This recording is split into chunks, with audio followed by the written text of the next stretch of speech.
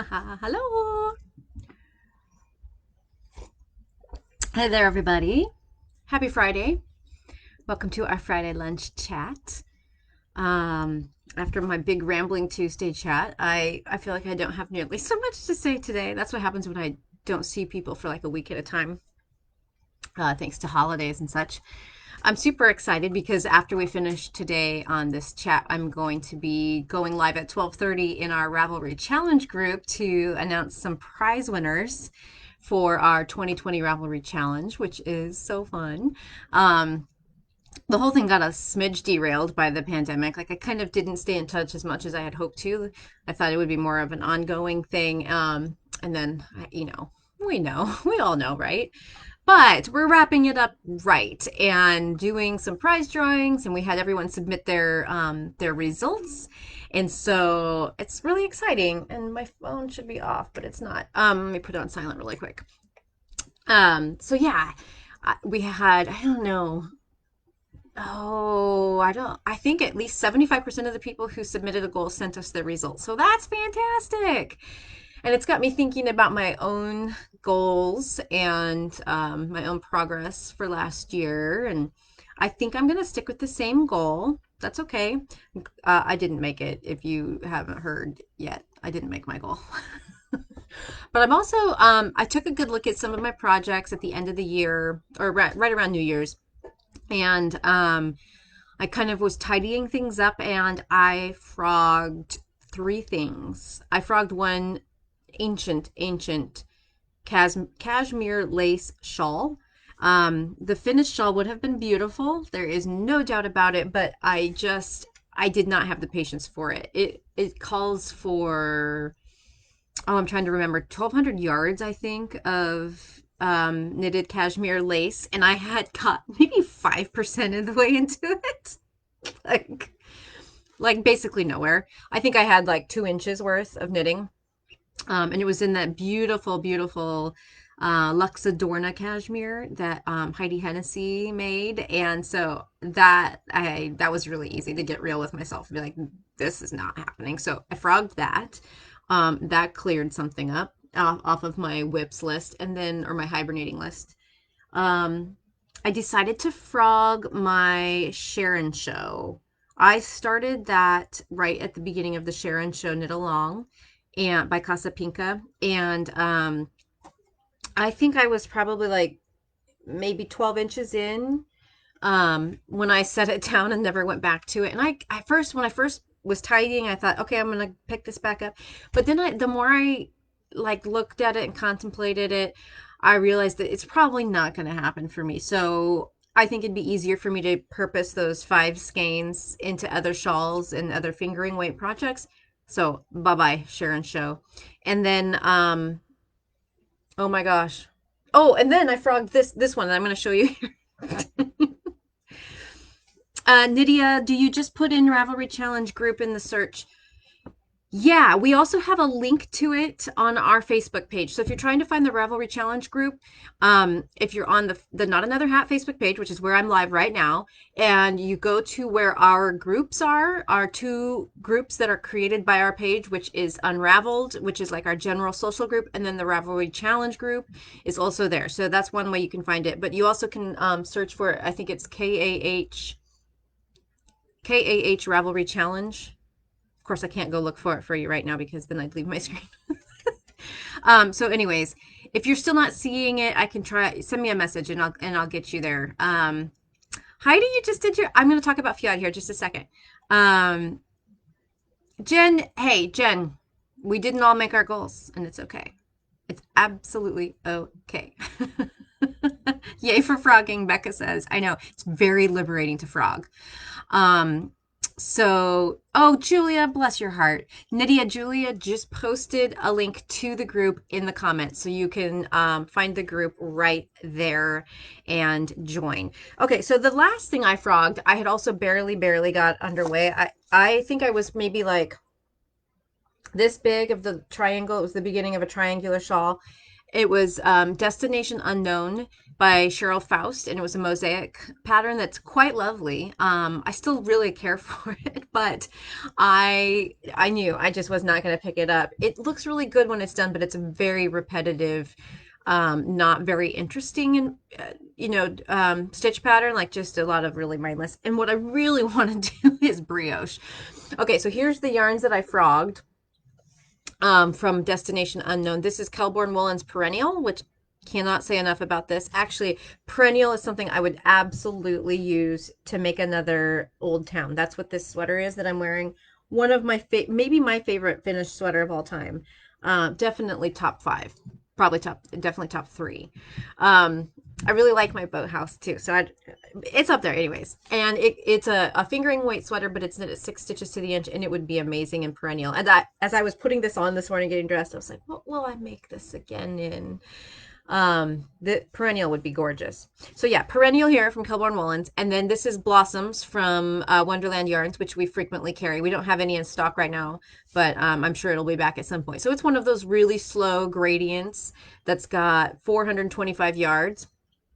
And I went on the hunt for the perfect brioche pattern because I love brioche. I like brioche lace. I like moving brioche. Sorry, one's quick sip there. And so as I was trolling Ravelry looking for the perfect pattern, I kept narrowing it down. And then the one I really liked and wanted to make, I realized I have the book. So I silly girl that I am, forgot to mark the pattern in the book so I could quick as whatever, show it to you. Okay, here it is. So this is the book, and this was gifted to me by Ingrid because she knew how much I loved brioche. Thank you, Ingrid. So this is Knitting Fresh Brioche from by Nancy Marchand, the queen of brioche. Queen. It is absolutely full of amazing, beautiful patterns, but also is a complete instruction tutorial on brioche, and it's a stitch dictionary. So all these patterns, it shows you the right side, the wrong side. This is a magnificent book, magnificent. So this is what I'm going to make with it. Icicle. I'm having a hard time with my mirror. There we go. So I'm going to make this scarf. And I love it's kind of got some interesting movement going, but it's not overly complicated, like a big shawl. And I think that it will look really great with the dark color being this magenta here, and then the light color being this really slow pastel gradient. I think this is called Foxglove. Yeah. So I feel good. I feel good about having ripped three things, clearing those off of my queue, and then also about having already a really exciting prospect for that yarn, at least for one of them. So I don't know what I'm going to do with that cashmere lace. Probably double it so I can do something that's not really super fine. Yes. Oh, let's talk about Fiad. Okay, so if you're working along with the Olive Knits January Knit Along, Fiad, it's FIADH. I am also, and I have managed to actually squeeze in some knitting time outside of filling Good Vibes Yarn Tour boxes, which is what's occupied most of my week. So here it is so far. Here's one of the fronts. Heidi, there's my bauble. I just got past the first bubble too. Woohoo! And this is a very, very doable bauble. It's not nearly as obnoxious as some of the baubles we had in the Great American Aran Afghan. It's only 3 stitches wide, so and I like that little texture that it gives. I also love that it's not all over. So the back does not have the bauble motif, which I think, okay, yeah, that's smart, baubles in moderation, right? So there's my progress on my Fiad. I'm excited to work on it more this weekend. Love me some cables, and I love cabling without a cable needle, so it makes it go so much faster. So I've seen some of your progress over on the Olive Knits pages. Some of y'all are cruising. Jill is cruising. I think she's through one repeat. It's crazy. The Kim, the first pattern repeat, every row took forever. The second, yeah. Oh, that's so true. It is so true. Like after you've worked a repeat of a thing, the second time around is just like zip, zip, zip, zip. honestly, the hardest part's just getting through 2 inches of ribbing. It's the most boring. Especially when you're up in the upper sizes there. Yeah, Jill's probably finished. I'm gonna tell her you said that. That's hilarious. She does have a good stretch. I mean, I can see quite a bit of Jill's progress. So she's using the classic Irish cream color, and it is beautiful, beautiful. Jen, yes, deciding on size is tricky. I actually ended up I ended up swatching in cable pattern. So I did my swatch on 3 different needle sizes with the double moss as instructed, but I also swatched in the cable pattern and on 2 needles. And I'm glad that I did because I found that I was much tighter in the cable pattern than I was in the double moss, and that helped me make a decision. So what I ended up doing to determine which size to make and which needle to use is I went with the fabric I liked best with the cables, which was a size 5 needle for me. And then I compared the gauge of that to the gauge of my double moss. And then I looked at the sizes I was considering and I broke down what that effect would be for my double moss to be a little looser than my cables and how that would change the finished size. And so then I made my decision based on that. So I had to do a little bit of math, a little bit of figuring. But I'm pretty confident in my final decision. I've already forgotten what it is. I think it's option 1, size 6. I think. Who knows? It's a size, it's an option, it's one of them.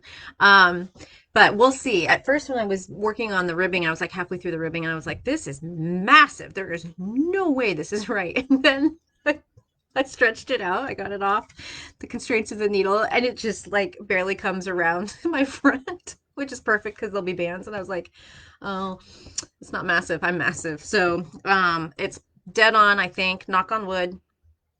I have only fake wood. My real wood's out of reach. I'll knock on it as soon as we're off the video. How's that?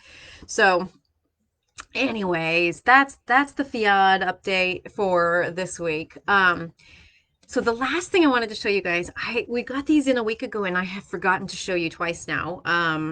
But Kara made these new bags. I think I talked about them, but I forgot to bring them in for the video or something. Anyways, so we have these new Cardi Bells. And they're just about the cutest freaking thing ever. So, allow me to demonstrate. They're bucket bags. And so they're so cute. So they fold over really beautifully. I'm holding the small right now. And so it's a circle shape on bottom, lined, fully lined. And it has this cord that goes, this double cord that goes through these little tabs. So you can just have it sit, and you can, this one would hold a really, well, this is a good indication. This is kind of a larger cake. 100-gram cake, so it fits in there really nice. So it'd be great for like a little sock project pouch. But then, watch that. It folds up, and then you get a little more height out of it, but also because of these genius little cords, whoop, cinch it closed.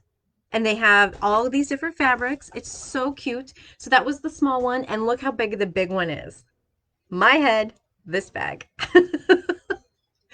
So this is beautiful. Stands up really nice because of how they're lined. They stand up. You could easily put a sweater project in here. And just like the small version, it unfolds and you can grab each of the little drawstrings, cinch it closed, and even carry it around. So those are all on our website.